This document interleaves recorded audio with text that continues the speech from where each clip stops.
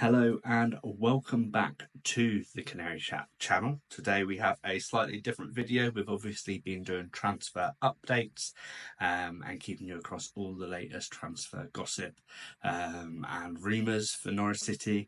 This one's slightly different video. It is one transfer I would look to go for across every single team in the Championship. Bet they're all slightly in some places, but yeah, we've gone through every single team that there is, and yeah, basically seeing who is up for grabs. Not necessarily always going for the best player in every single team. It's about who could potentially do a job in maybe our weaker areas. So worth bearing that in mind. And I'm by no means saying that this is 100% like we're able to get these players. Obviously, I know some of them probably slightly more out of our reach than others. But yeah, let's get straight into it. So first of all, we have Birmingham.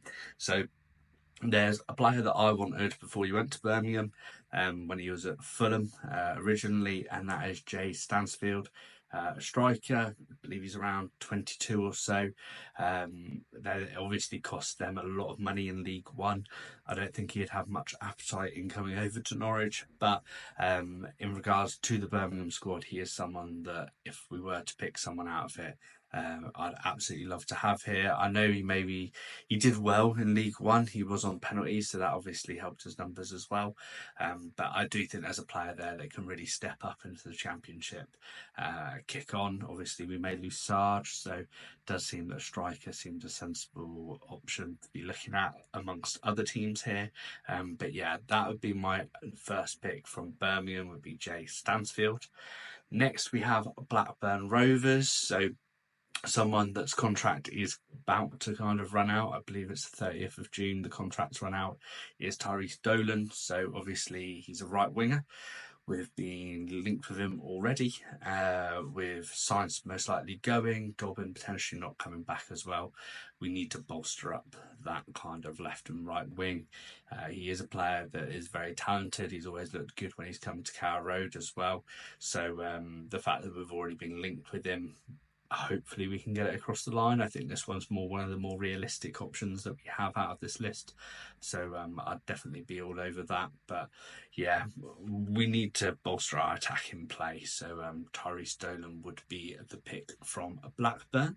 We then have Bristol. Obviously, we've already taken Liam Manning, but the next kind of acquisition that I'd go for from Bristol would be Knight, their centre midfielder, about 24 or so.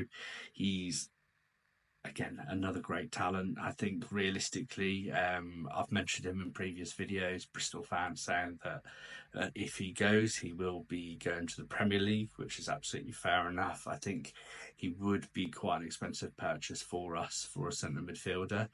I wouldn't be against it, but I just can't see us dropping 10 or 15 million on a central midfielder in the Championship. However, if we were, he's absolutely that profile that we need, especially with that Championship experience. He's shown how good he can be. So for me, it'd be a no-brainer. Worked with Liam Manning as well before, so you never know. But yeah, Jason Knight would be my pick for Bristol. We then go to Charlton, a team I know a bit less about, so I'm not saying I know everything about all these players that are on these lists, but it's just a bit of research that's gone into it. Come out with Coventry, 25-year-old, worth about £1 million, central defensive midfielder. He adds a bit of grit into that position that I believe we're severely lacking. We've obviously signed Jacob Bright, and we don't know what's going on with potential on McLean and Nunes.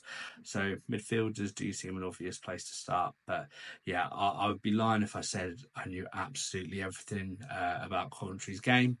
But he does seem, from my bit of research, a good bit of business if we were to go to Charlton.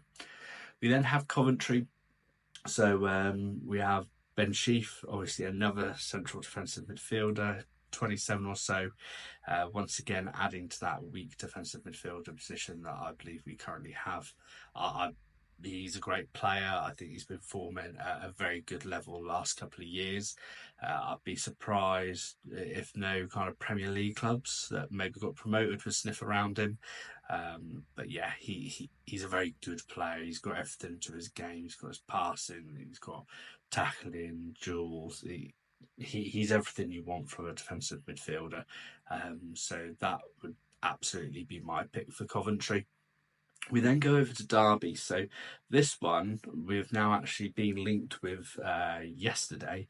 I did this list a few days ago, so just before we got linked with him. And to be honest, I'm not entirely sure how reputable the source is. I've only seen one story about it. But that player would be Nat Phillips. He's obviously technically a Liverpool player, but he was at Derby. He's actually being released as well, from what it's worth. So again, it could be a little bit like a Dolan situation, that he's a free agent. We could pick him up given the wages that he's looking to get.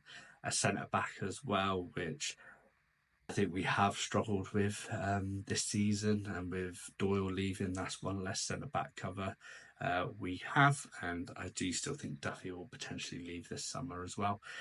So Nat Phillips would be my choice, even though he's technically Liverpool. He would be my choice for Derby. We then have Hull. So I've gone with Charlie Hughes, 21-year-old. He transferred from Wigan to Hull last year. He's had a lot of championship experience, considering he played a decent amount of games for a 21-year-old. I think it was in the high 20s. Another centre back, got a decent amount of potential. Again, we're really targeting those positions that we're weak in.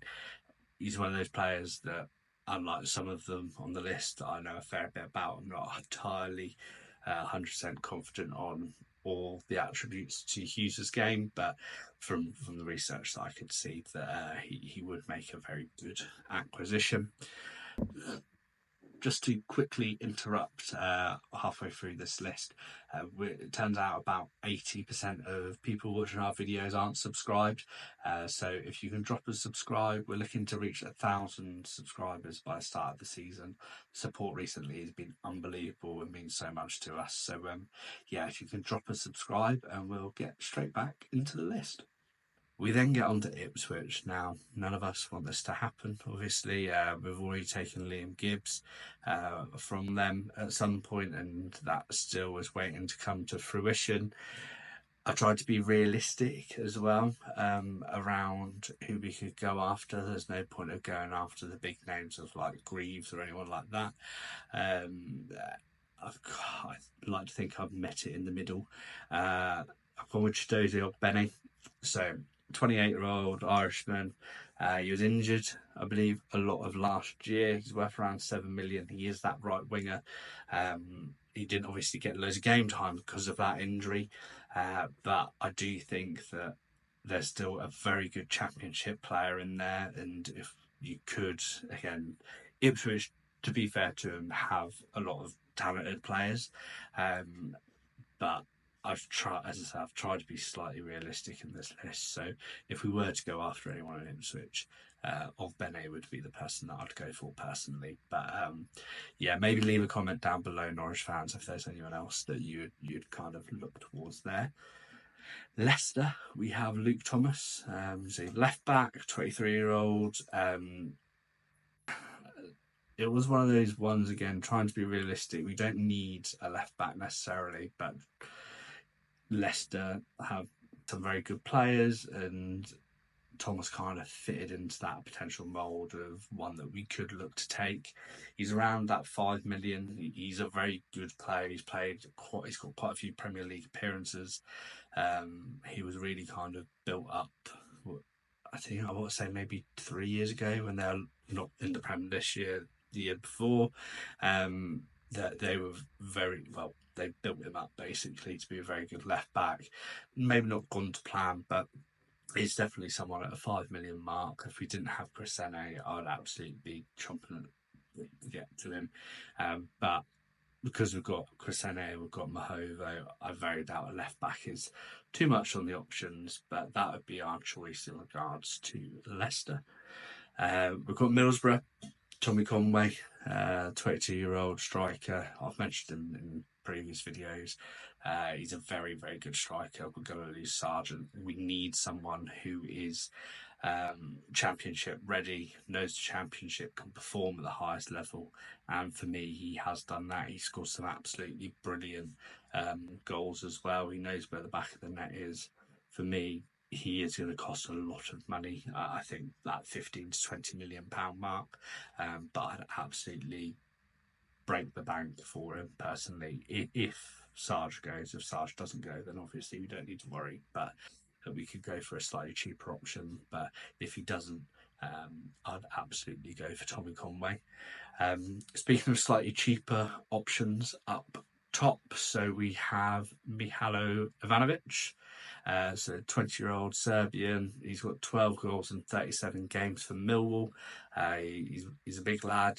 He's fitted into the championship well. It's around about the £3 million mark. But as I said, if we keep Sarge, I actually think he'd be a very good backup striker to have with him and Cernak. So that would be my Millwall pick. Oxford, we obviously have Brown. Said it before, 27-year-old centre back. Oxford fans saying that he would put his head in front of absolutely anything to stop the ball going out or in the goal, shall I say. What the thing is now is that I believe they've triggered their 1-year extension on him. That may be obviously to keep him at the club, but that can also mean that they're looking to generate funds from a sale rather than lose him for free next year. So they could actually get a nice payout there, because I think there'd be multiple championship clubs that would be after him. But absolutely, going through this list, there's a lot of centre backs that I've mentioned. He's one of the ones that stands out for me, along with Darling personally. But we'll come on to Harry Darling later on in the video. We've got Portsmouth. I just put Colby Bishop just purely because what he did to us at the end of the season. Another striker, but very biased. Murphy would have been a good shout as well. He's had an unbelievable season this year, and he's been absolutely brilliant. So he could add, again, another differential point for us going forwards, as he has been one of the standout players in the championship. With Preston, gone with a backup goalkeeper here, or could be first team goalie potentially, is Freddie Woodman, 28, around about £3 million market value. Got bucket loads of experience. I think he's a very good goalkeeper at championship level.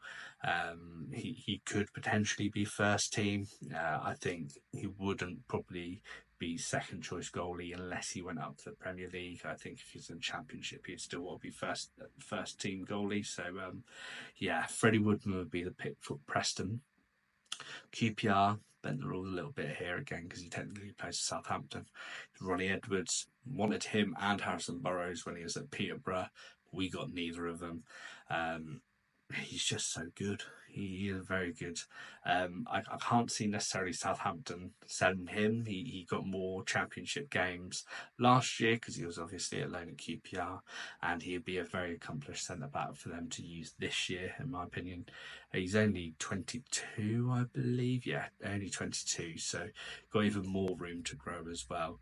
And I genuinely do believe that there's a good opportunity for him to kick on and get a very decent Premier League move if he has a good season this year. So that would be my choice for QPR. We then have Sheffield United. Again, the rules a little bit here because technically they're on loan from Palace, but it would be Rak Sakai, so right winger. He's technically superb. He carries the ball absolutely brilliantly and beats men with ease, basically.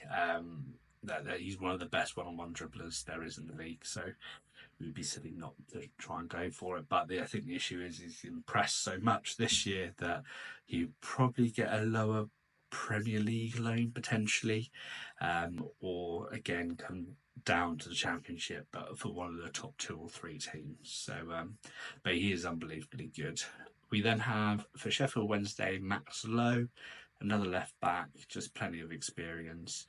It was a little bit of difficulty picking from Sheffield Wednesday because there was no one else that really kind of stood out for me for us to really go after. So it was Max Lowe there.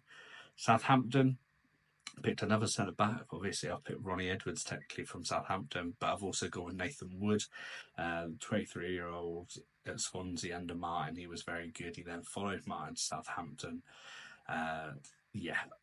Every time I've seen him play at Carrow Road or watching Norwich away from home against Swansea, he's looked very good.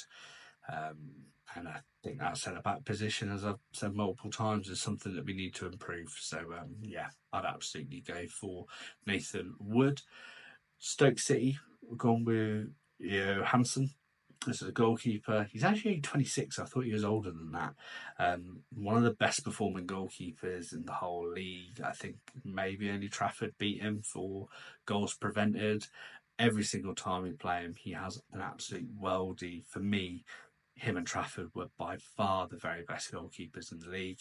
And I'm gobsmacked no one else has gone in after him. Maybe he looks better because he's playing in a rubbish Stoke team and they're getting absolutely peppered with shots. But for me, he's unbelievable. If you can pick him up under 10 million, I absolutely would, because he can be the defining player that really takes you to that next level and push for that top six.